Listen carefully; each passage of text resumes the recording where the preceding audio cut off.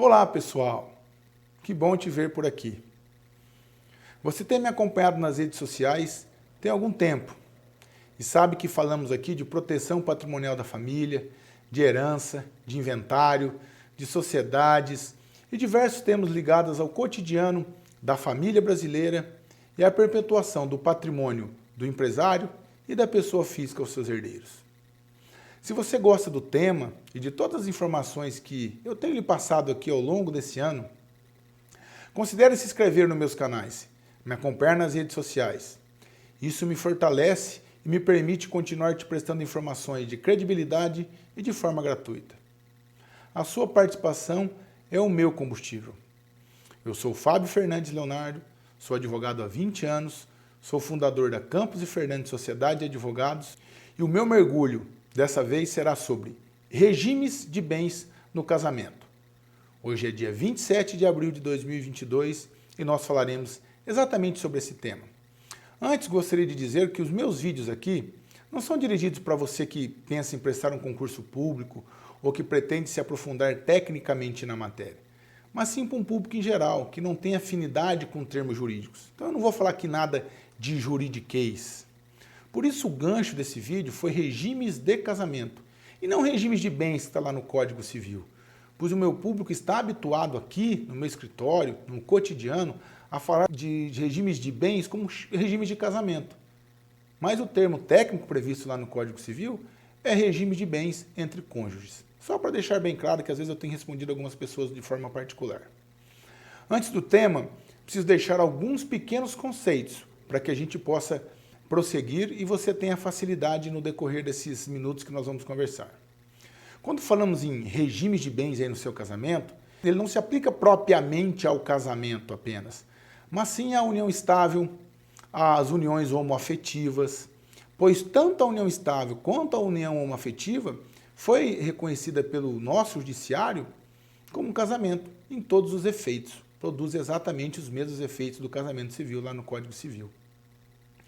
E, por fim, eu quero te dizer que, para você que ficar até o final, eu trarei uma informação aqui muito importante. Se não ajudar você, vai ajudar alguma pessoa que você conhece. Será um bônus, um presente aqui do meu escritório para vocês e para toda a sociedade brasileira.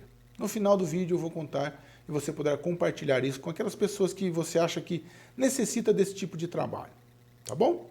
Então, antes de tudo, vamos lá. Fábio, o que é casamento? Falando de regimes de bens no casamento, mas o que é casamento propriamente dito? O casamento nada mais é do que um ato de vontade de duas pessoas que se unem formalmente com o intuito de constituir família. Ele ocorre de acordo com os ditames da lei e formalmente porque é feito em um cartório, com os requisitos que a lei determina. Mas aqui cabe salientar que não se trata de duas pessoas de sexo diferente mais. A legislação evoluiu. Antigamente as pessoas só se casavam se fossem de sexos opostos. Hoje não. Hoje há o reconhecimento da relação homoafetiva de pessoas do mesmo sexo também como entidade familiar e logo como casamento. Então nós trataremos aqui do casamento propriamente dito, da união estável e da união homoafetiva, que todas elas, para efeitos de proteção patrimonial e de vinculação ao regime de bens no casamento, terá também as suas consequências em cada um desses requisitos. A pessoa pode fazer uma união estável e optar por um regime de bens diferente daquele de regime legal, que você verá comigo. Pode realizar uma união homoafetiva e optar por um regime de bens com separação de bens, ou com comunhão parcial de bens. Então, fique atento com relação a tudo isso. Quando eu falar em casamento, eu estou falando em casamento, que é igual a união estável, que é igual a união homoafetiva. Mas alguma pincelada, só para que você tenha um pouquinho de noção. A união estável, para que ela seja configurada e reconhecida, ela precisa ser pública, contínua, duradoura, precisa ter intenção de se constituir uma família. Muitas pessoas têm essas dúvidas, mas precisa morar junto? Não há necessidade de morar no mesmo teto para se ter uma união estável reconhecida. Precisa ter 5 anos ou 3 anos de relação? Quando a legislação fala em duradoura, não significa que tem que ter um tempo certo. O que vale é a finalidade. Se tem finalidade de casamento, se tem finalidade de constituir família, melhor dizendo, ela será sim uma união estável. E diferentemente do casamento, ela pode ser reconhecida a qualquer momento. O casamento é um ato de vontade, você vai até o cartório. A pessoa em união estável ela pode viver 10 ou 15 anos e reconhecer isso com data retroativa lá na frente. Então, a união estável ela pode ser reconhecida a qualquer momento e tem os mesmos efeitos de casamento. Também é importante dizer aqui que é um pequeno detalhe que a gente tem feito muito aqui no escritório, que é o que nós chamamos de contrato de namoro, que difere da união estável exatamente nesse ponto. Quando se namora, não se tem intenção em constituir uma família. Quando a intenção é constituir família, o namoro se transforma em união estável. Por isso nós temos atendido muitos casais aqui no escritório, se preocupando com a relação de bens, eles vêm e fazem um instrumento particular chamado contrato de namoro, para exatamente evitar litígio lá na frente. O namoro virou a união estável? Fazemos a união estável. A união estável ela é reconhecida por eles? Vamos transformar a união estável em casamento? Vamos, muitos casais nos procuram para transformar uma união estável de 10 ou 15 anos num casamento civil. É possível. Igualmente a união homoafetiva, que é uma união formada por pessoas do mesmo sexo, que poderá se transformar em união estável ou em casamento propriamente dito. O Supremo Tribunal Federal já reconheceu no Brasil a possibilidade de casamento de pessoas do mesmo sexo. Isso é evolução, isso é sociedade. Então, quando tratarmos aqui de casamento, trataremos de união estável, união homoafetiva e casamento no regime de bens. Então, vamos lá. Alguns outros pequenos ajustes para que a gente possa entrar no primeiro regime de casamento. Você precisa ter em mente 3 coisas. Primeira delas, o que são bens particulares, o que são bens comuns, o que é pacto pré-nupcial. Primeiro, quando eu falar em bens particulares, são aqueles bens pertencentes a apenas um dos cônjuges. Eu vim para um casamento e quando eu me casei eu tinha 2 imóveis e tinha 2 veículos. São bens particulares meus. Durante o meu casamento, eu adquiri algum bem no regime de casamento, por exemplo, de separação de bens, que é particular meu. Isso pode acontecer, correto? Bens comuns são aqueles bens adquiridos na constância do casamento, por ambos os cônjuges. Então, bens particulares e bens comuns. E o que é pacto pré-nupcial? O nome é esquisito, todo mundo tem medo e pouca gente conhece. Fora o regime de comunhão parcial de bens, todos os demais regimes é obrigatória a realização do pacto pré-nupcial, que nada mais é do que um contrato feito por instrumento público, onde as partes vão delimitar suas vontades patrimoniais no cartório com relação ao regime de bens. Eu vou me casar em separação de bens ou em regime de comunhão de bens, vou fazer um pacto pré-nupcial e lá eu vou definir quais as minhas vontades com relação a cada patrimônio que eu já tenho previamente ao casamento e aqueles futuros também. Feito isso, ele é registrado no registro de imóveis do domicílio dos cônjuges. Perfeito? Então, vamos avançar. O tema aqui ele é bem interessante sob 2 aspectos. Hoje, nós veremos apenas os efeitos dos regimes no casamento, nos regimes de bens no casamento, quando o casamento ele se extingue pela separação ou pelo divórcio, e não pela morte, porque pela morte há grandes diferenças.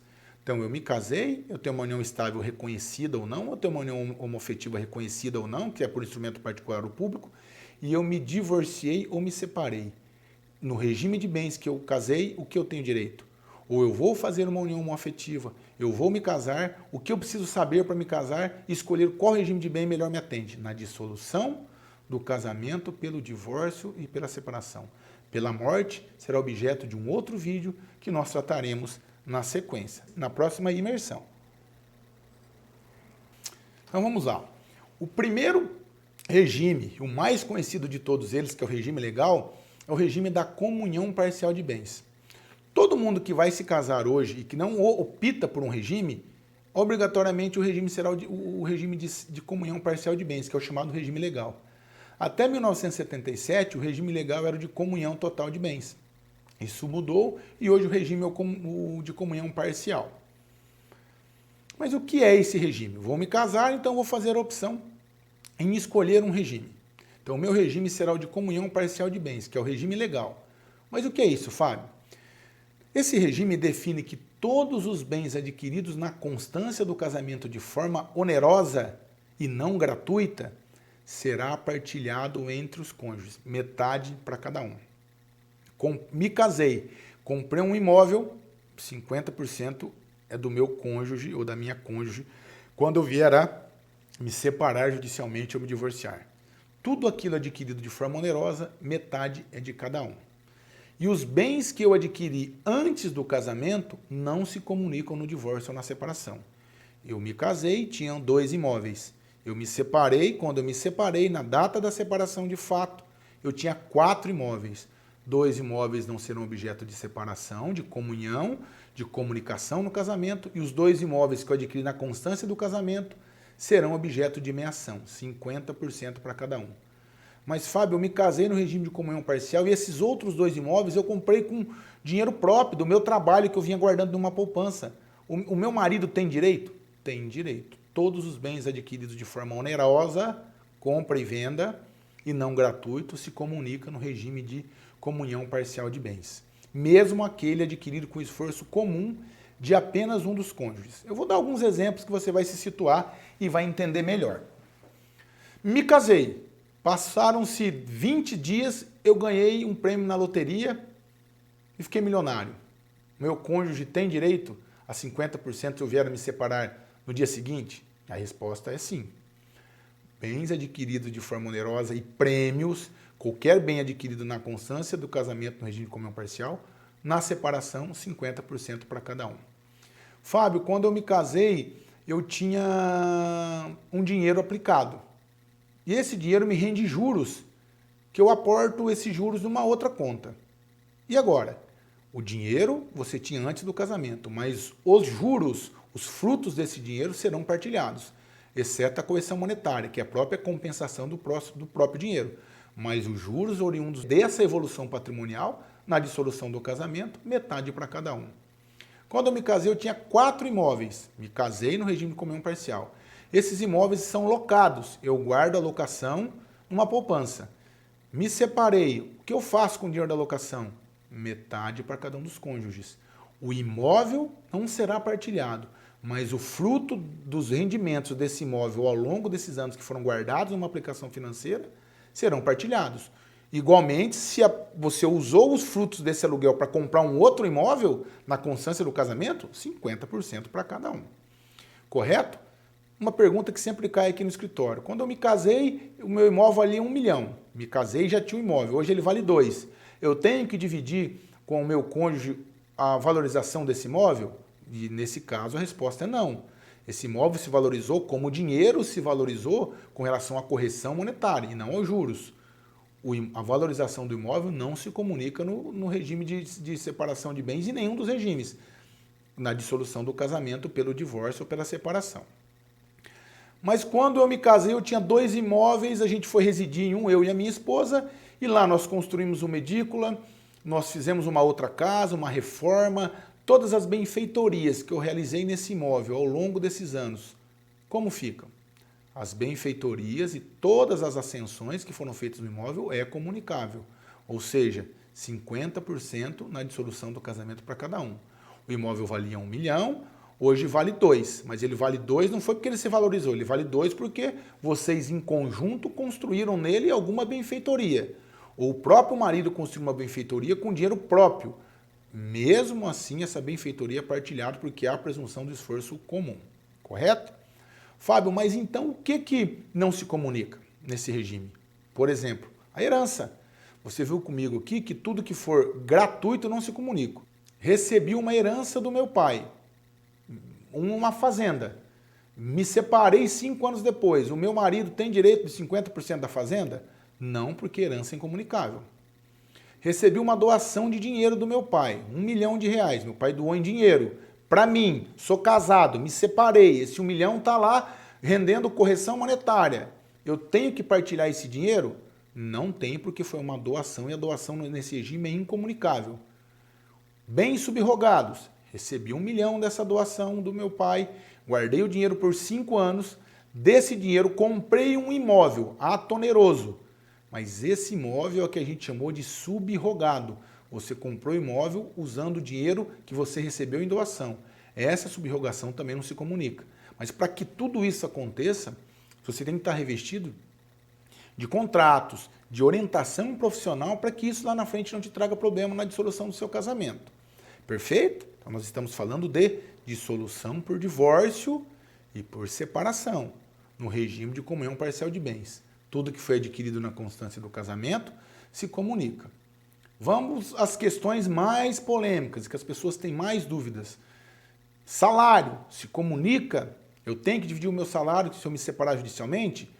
Trabalho numa empresa, ganho 30 mil por mês, vou me divorciar. O meu marido quer que eu pague para ele metade do meu salário até por mais 20 anos. Isso não se comunica. O salário futuro é personalíssimo de cada um. Entretanto, se você guardou esse salário em um banco, em uma aplicação financeira, por 20 anos, e esses 30 mil hoje tem 10 milhões, o fruto disso que você guardou é partilhado no casamento. O futuro não, mas o que você guardou tem efeito patrimonial. Então será sim partilhado no seu casamento. Até o saldo do fundo de garantia já tem súmula nesse sentido, que durante a constância do casamento, o valor depositado no saldo do fundo de garantia, ele é partilhado entre os cônjuges no casamento, 50% para cada um. Me separei, meu marido tinha uma ação trabalhista contra uma empresa que ele pleiteava nos nossos 20 anos de casamento horas extras. Me separei, ele não tinha recebido os frutos dessa ação. Passaram-se 4 anos, ele recebeu os valores dessas horas extras, das verbas trabalhistas. Eu tenho direito, mesmo me separado depois de alguns anos? A resposta é sim, porque no decorrer do casamento, essa ação trabalhista veio do decorrer do seu casamento. São frutos adquiridos com o esforço comum do casal. E o esforço comum aqui não é financeiro, é afetivo, é amoroso, é de companheirismo, entendeu? Outra questão polêmica, previdência privada. Pago um plano de previdência privada todo mês, para mim. Para minha mulher não pago, egoísta. Desculpe o termo. Passaram-se 5 anos, vou me divorciar. Esse plano de previdência, minha mulher tem direito à metade? Tem direito à metade, 50% tem que ser partilhado com ela. Há uma única exceção, se esse plano de previdência for fechado. Por exemplo, a sua empresa que você trabalha estipula um plano de previdência privado em prol dos funcionários, onde a empresa aporta 5 mil por mês e você aporta outros 5 mil. Esse plano de previdência fechado, esse não é partilhado no casamento. Agora, os planos de previdência aberta, que você adquire de bancos, de instituições, esse sim é partilhado. Outra grande dúvida, as dívidas. Como ficam as dívidas da dissolução do casamento? Todas as dívidas feitas pelo casal serão igualmente partilhados quando da dissolução do casamento. Mas desde que a dívida seja contraída em prol do casal. Financiei a escola do nosso filho, no nome meu, Fábio. Me divorciei e eu tenho mais 10 prestações para pagar. É referente aos nossos filhos. A minha esposa terá que compartilhar essa dívida comigo na partilha dos bens. O nosso carro financiado, o nosso imóvel financiado, todas as dívidas em proveito do casal serão partilhadas igualmente. Mas eu tenho um vício em jogo. Eu tenho uma dívida lá no banco, que eu fiz um empréstimo para pagar uma dívida que eu tinha de jogo. Isso é responsabilidade da minha esposa? Isso não, porque não é dívida comum em prol da família. É uma dívida exclusiva, feita em benefício de apenas um dos cônjuges. Outra questão que é bem interessante, instrumentos utilizados para o labor, para o trabalho. Eu sou um advogado, tenho um escritório, um imóvel. O imóvel é partilhado? O imóvel é partilhado. Adquiri na constância do casamento, metade para minha esposa. Mas o meu laptop pessoal de trabalho, o meu computador, por mais moderno que ele seja, é necessário para o exercício da minha função. Uma cadeira de dentista, que custa caro, o dentista trabalha naquela cadeira. O marido tem direito a 50%, a esposa daquela cadeira? Não. Um equipamento médico? Não. Um carro que é utilizado por um motorista de aplicativo, foi adquirido na constância do casamento. Os instrumentos utilizados para desempenho de função não são partilhados na dissolução do casamento. Correto? Bom, você viu aqui as nuances da comunhão parcial de bens. Viu comigo os detalhes e alguns exemplos que podem se adaptar exatamente na sua vida. Então, voltando. Tudo que adquire na constância do casamento, desde que seja oneroso, é partilhado. Aquilo que não foi adquirido na constância do casamento e que eu já tinha antes de me casar, não é partilhado. Aqui entra doação, herança e etc. Então você pode optar já por qual regime você prefere. Vamos partir para o segundo regime, comunhão universal de bens. Lembra do pacto pré-nupcial? Aqui ele entra. Vou me casar no regime de comunhão universal de bem, Fábio. Tenho que fazer um pacto pré-nupcial por instrumento público. Você já aprendeu aqui comigo como faz isso lá no início do vídeo. Então é necessário traçar todas as diretrizes do planejamento da família patrimonial no pacto pré-nupcial. E no regime de comunhão universal, tudo se comunica. Tudo aquilo adquirido antes do casamento e depois do casamento, inclusive a herança, inclusive as doações, com uma pequena exceção que eu vou dizer na sequência. Hoje esse regime está em desuso, dificilmente as pessoas se casam. Os casamentos têm durado pouco, infelizmente, hoje. Então a pessoa se casa com uma perspectiva no regime de comunhão universal, já tem diversos bens no nome dela, bens adquiridos muito antes do casamento, vem o divórcio, a pessoa tem que partilhar tudo aquilo que ela tem antes de conhecer, antes de se casar com a pessoa que se divorciou. Então é um regime que não se usa muito hoje. Mas ele há algumas exceções. Igualmente, os instrumentos de trabalho que não se comunicam em nenhum regime, aqui também as doações gravadas com cláusula de incomunicabilidade também não se comunicam nesse regime. Mas o que é isso, Fábio? Meu pai vai fazer uma doação de um imóvel para mim. Sou casado no regime de comunhão universal. Mas eu não quero que o meu marido tenha acesso a esse imóvel. Meu pai quer doar só para mim, mas eu sou casado em comunhão universal, como faz? Ele grava essa doação com uma reserva, ou melhor dizendo, com uma cláusula de incomunicabilidade. Ou seja, se vier o divórcio, esse bem não se comunicará, porque é um ato de vontade do doador. Então ele pode impor essa condição. Agora, se ele não gravar, haverá a comunicação sim nesse regime. Então preste atenção que o regime de comunhão universal ele é um regime perigoso e não muito aplicável hoje no nosso sistema. O terceiro regime que nós vamos falar, o de separação total de bens ou absoluta de bens. Esse é um regime muito conhecido e aplicado hoje principalmente por casais que já têm um certo patrimônio, principalmente de famílias ricas. Também necessária a realização de um pacto pré-nupcial. Você já conhece o que é o pacto, feito em cartório. É um regime que necessariamente nos obriga à realização de um pacto, que vai definir as questões patrimoniais da família. Nesse regime, nada se comunica. Não existem bens comuns do casal. Somente bens particulares. Tudo aquilo que eu adquiri antes do casamento é meu, tudo aquilo que a minha mulher adquiriu antes dela se casar é dela, e tudo aquilo que a gente adquirir na constância do casamento é daquele que adquiriu. Eu adquiri aquilo com meu dinheiro é meu, ela adquiriu aquilo com o dinheiro dela é dela. Mas e se eu quiser adquirir um bem em conjunto com meu marido ou com a minha esposa? Eu posso? Pode.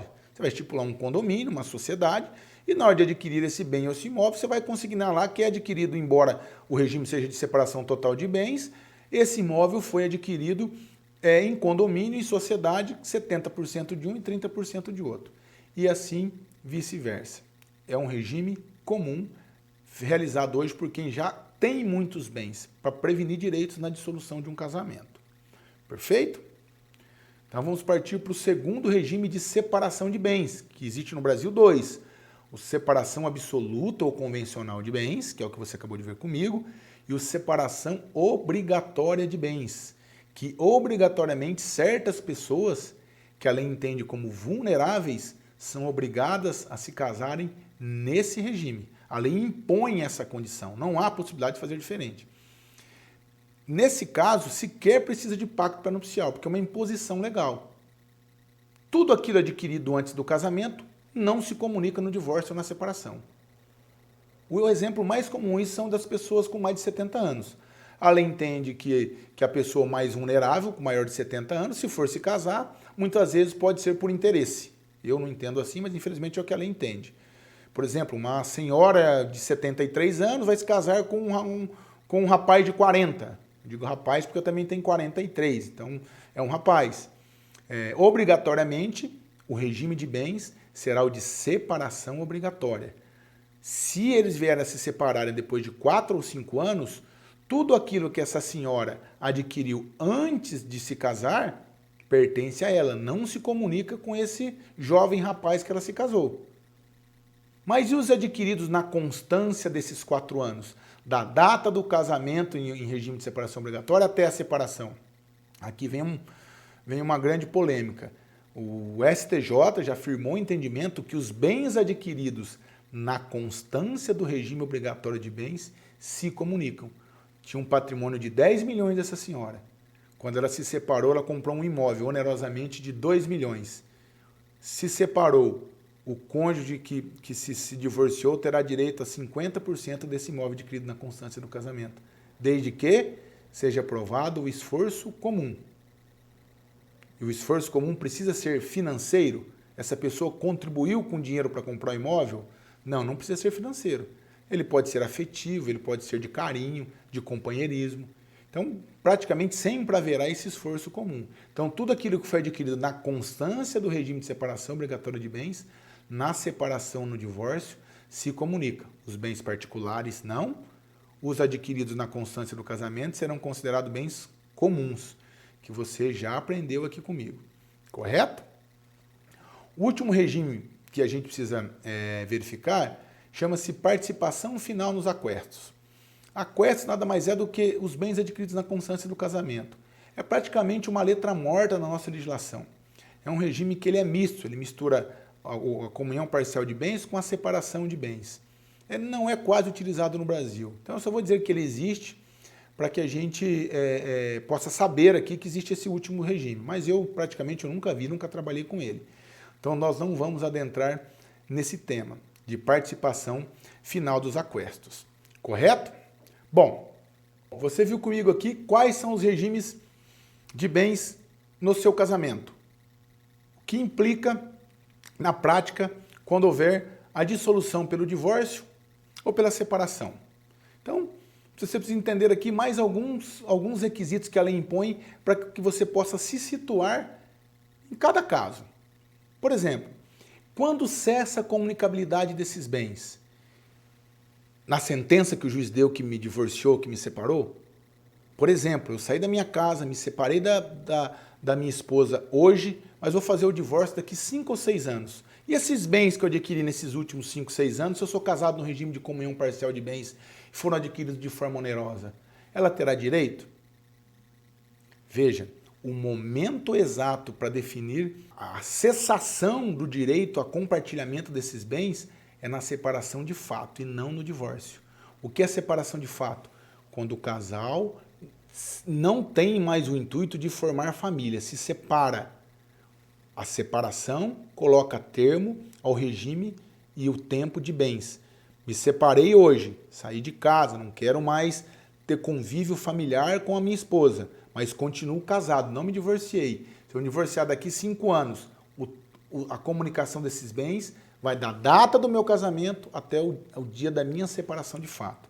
Isso é muito importante definir, porque nesse meio tempo a pessoa pode adquirir outros bens, pode ganhar na loteria, pode, enfim, acontecer várias outras coisas aqui que a gente precisa colocar o prazo e o termo para quando se inicia a contagem do prazo para cessação dos direitos em qualquer regime de casamento. Correto? Até aqui comigo? Tá. Outra questão importante. Posso alterar o meu regime de bens durante o meu casamento? Me casei em comunhão universal de bens. Agora quero mudar para separação convencional de bens. É possível? Hoje em dia a legislação prevê o que nós chamamos de mutabilidade do regime de bens. É possível, mas precisa ser via judicial, somente com ação judicial. Precisa ser consensual, as duas partes precisam anuir, ou o homem e a mulher, ou o homem com o homem, ou a mulher com a mulher, ou vice-versa, e precisa ser um ato motivado, mas é possível fazer a alteração do regime, certo?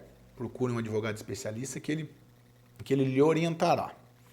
Bom, o que eu quero dizer para você aqui para complementar algumas coisas que eu disse no começo até agora. Quando a gente vai se casar, a gente pretende se casar, o nosso advogado geralmente é o tabelião. É o notário, é a pessoa lá do cartório que vai fazer a escritura pública de união estável, que vai perguntar para nós o que a gente quer aportar nesse pacto pré-nupcial. E esse é o maior erro de nós brasileiros, assim como também dos empresários, que quando vão abrir uma empresa, não procuram um advogado especialista em direito empresarial, procuram um contador. Não que o contador não tenha competência, ele faz contabilidade. Mas o primeiro advogado do empresário é sempre o contador que continua por anos. E o primeiro advogado do casal que vai se casar é também o tabelião. Isso é errado. Procure um advogado especialista em direito patrimonial, em direito de família, em direito sucessório, para que ele te oriente e explique cada regime para você de forma minuciosa. Você vai levar para ele todas as suas dores, todas as suas dúvidas de forma individual, um de cada vez. Depois vai sentar os dois pretendentes daquela vida comum, a formar família. Nós vamos fazer uma união estável, então a regra vai ser essa. Nós vamos nos casar, a regra vai ser essa. A nossa união será uma afetiva, então, por tudo que o advogado disse, eu quero que seja assim. Tudo será mais fácil. Quando houver a dissolução da sociedade por um divórcio, está tudo já pronto, porque vocês foram orientados e cada um sabe o caminho que vai seguir. Certo? Pois bem, vamos lá. Agora eu quero te dizer uma outra coisa, que eu também já mencionei aqui, que é muito importante. Tudo que eu disse aqui se aplica pela extinção do casamento, pela separação e pelo divórcio. Mas o casamento também se extingue pela morte. Quando há morte, automaticamente nasce o direito dos herdeiros. E o cônjuge sobrevivente, ele pode hoje ser seu meeiro e também ser seu herdeiro, em concorrência com seus filhos ou com seus pais, com ascendentes ou descendentes. Isso vai ter um impacto diretamente no seu casamento. Eu vou fazer um vídeo específico sobre isso. A nossa próxima imersão, que vai ocorrer na última quarta-feira de todos os meses, eu vou falar exatamente dos reflexos da extinção do casamento pela morte em cada um dos regimes de casamento. Eu vou te dar só um exemplo para você se situar como é diferente. Você viu aqui comigo que no regime de separação convencional de bens, os casais optaram lá. Eu vou me casar no regime de separação de bens, então eu só vou ter bens particulares. Tudo aquilo que eu adquiri do dia que eu casei até hoje é meu, e o que eu adquiri daqui para frente é meu também. Meu marido adquire o dele, eu adquiro o meu, e assim sucessivamente. Vamos nos divorciar? Vamos. Você pega o que é seu, que está no seu nome, eu pego o que é meu, que está no meu nome, não há divisão, não há meação de bens, não há partilha de bens na dissolução do casamento. Mas houve a morte. Quando há morte, automaticamente o cônjuge sobrevivente vira herdeiro dos bens particulares do cônjuge morto. Mas o que significa isso, Fábio? Por exemplo, quando eu me casei, eu tinha um patrimônio de 1 milhão, certo? Esse patrimônio de 1 milhão, durante o meu casamento, eu não aumentei ele em nada. Eu continuei com o mesmo 1 milhão. Me separei depois de 5 anos de casado. O meu cônjuge que se separou vai ter direito desse 1 milhão? Não. Você se casou no regime de separação de bens, ele já tinha esse patrimônio. O patrimônio é particular. Ele não tem direito a nada. Cada um segue o seu caminho. Perfeito? Mesmo exemplo. Tinha esse 1 milhão. Tenho um único filho. Esse único filho que é meu e desse meu marido. Eu vim a falecer. Esse 1 milhão que eu tinha será do meu filho? Porque eu sou casado em regime de separação de bens, o meu marido não vai ter direito? Não. O seu marido será seu herdeiro. Ele concorrerá com o seu filho na proporção de 50%. Por quê? Porque você tem só um filho. Então vai pegar esse 1 milhão, 500 mil vai para o seu filho, 500 mil vai para o seu marido. Então vamos supor que quando você casou no regime de separação de bens, você queria proteger o seu patrimônio. Essa é a intuição desse regime de separação de bens. Mas quando você veio a falecer, não houve proteção, porque o seu marido sobrevivente ficou com 50% desses bens. Suponhamos que o seu marido seja uma pessoa nova. Ele vai se casar com outra pessoa e terá outros filhos. Então esses 500 mil que ele herdou seu, vai se comunicar num outro casamento que ele tiver com outra mulher e com outros filhos. Então, se você tivesse se organizado e feito um planejamento patrimonial, você não teria deixado essa herança para o seu marido, e sim só para o filho comum de vocês, para o filho comum do casal. Então essa é a diferença principal. Isso até 2018 não acontecia. Há uma interpretação legislativa nesse sentido. Então as pessoas que se casaram no regime de separação de bens tentando proteger o patrimônio, essa proteção serve para o divórcio ou para a separação, mas não serve para a dissolução do casamento pela morte, pois o cônjuge sobrevivente será herdeiro.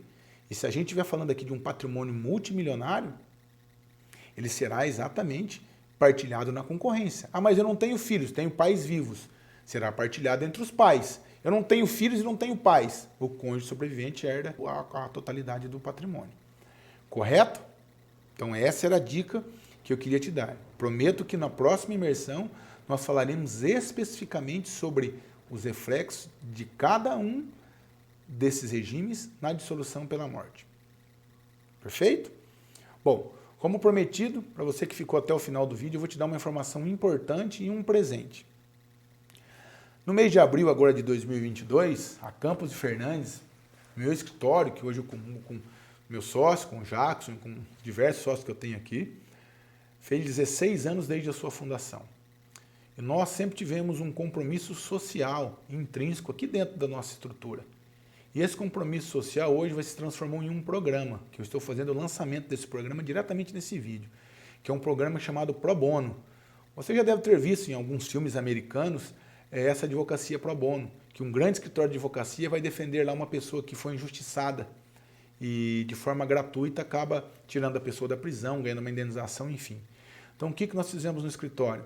A partir do mês que vem, nós abriremos uma inscrição para que as pessoas que não têm condições financeiras de pagar advogado, que sejam hipossuficientes e que pertençam a algum tipo de associação, que tenham os requisitos legais dessa necessidade financeira, nós prestaremos um serviço jurídico gratuito, um programa chamado Pro Bono. Então nós receberemos os casos, você pode escrever diretamente para mim no meu e-mail, fabio@camposefernandes.adv.br e contar o seu caso. Nós submeteremos o seu caso à nossa comissão, que é presidida por mim e pelo meu sócio Jackson, e a comissão, no final do mês, escolherá um caso. E esse caso será cuidado pelo meu escritório de forma gratuita, do começo até o final. Nós só não trataremos aqui de casos criminais, que não é o métier do meu escritório, nós não atuamos nessa área, mas na área de família, na área patrimonial, na área tributária, na área previdenciária, na área trabalhista, como já disse, enfim, em todas as demais áreas, nós postularemos de forma gratuita as ações em nome de você que precisa, ou de você que saiba de alguém que precisa. Por exemplo, na área médica, o nosso primeiro caso, que já foi inclusive escolhido, isso veio de uma pessoa que nos procurou, é um caso médico, uma pessoa que teve um medicamento muito caro negado e que não tinha condições de pagar um advogado para buscar essa efetivação da justiça. Então nós faremos isso de forma gratuita em prol do nosso compromisso social e do nosso compromisso com a sociedade brasileira. Tá certo? Para você que ficou comigo até aqui, eu te agradeço por abrir as portas de sua casa, por me permitir entrar aí no aconchego do seu lar, da sua família, e te dizer que eu estou muito feliz com esse meu projeto. Vai fazer um ano já que eu tenho feito vários vídeos e levado informação até você. E eu estou muito grato pelo retorno que eu tenho tido das pessoas e pelo bem que eu tenho feito. Se você tem alguma dúvida, escreva para mim, me procure, estou à sua disposição. Boa noite e a gente se vê na próxima imersão. Na última quarta-feira de todos os meses estaremos aqui juntos. Boa noite.